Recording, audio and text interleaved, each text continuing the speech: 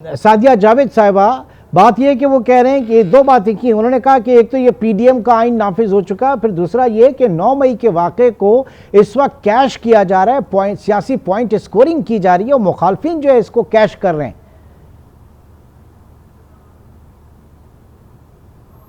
سب سے پہلے تو میں یہ کہوں گی کہ یہ پوائنٹ سکورنگ نہیں ہے۔ 9 مئی کو جو اس ملک میں ہوا، نہ میں نے سوچا تھا، نہ اس قوم نے سوچا تھا اور نہ تصور کیا تھا۔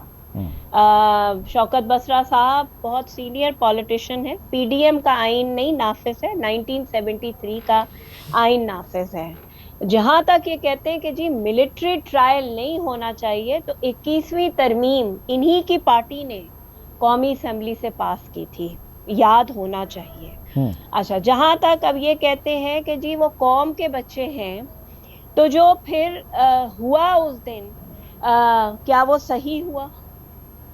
اگر وہ قوم کے بچے تو ان کو کیا لیڈرشپ نے، ہم نے تو پاکستان پیپلز پارٹی نے 2007 میں اس سے بڑا ثانیہ نہیں ہوا تھا، بی بی شہید کر دی گئی تھی، پھر بھی پاکستان کی فوج ہی تنصیبات پہ یا شہداء پہ حملے نہیں کیے گئے تھے، اس سے بڑا ثانیہ نہیں ہوا تھا۔ سیاست دان، اگر عمران خان سیاست دان ہوتا تو اس کی گرفتاری کوئی بڑی بات نہیں تھی۔ سیاست دانوں کی گرفتاری اس ملک میں ہوتی رہی ہے۔ شہید ذوالفقار علی بھٹو گرفتار ہوئے، محترمہ بے نظیر بھٹو اپنے شہید باپ کا جنازہ نہیں دیکھ سکی، سکھر کی جیل میں تھی۔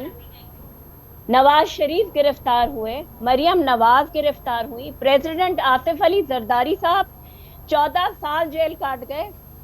محترمہ فریال تالپور صاحبہ کو یاد ہونا چاہیے، شوکت بسرا صاحب اسی پارٹی کا حصہ ہیں، اب یاد ہونا چاہیے، رات کو 12 بجے چاند رات کو ہسپتال سے جیل شفٹ کر دیا گیا تھا۔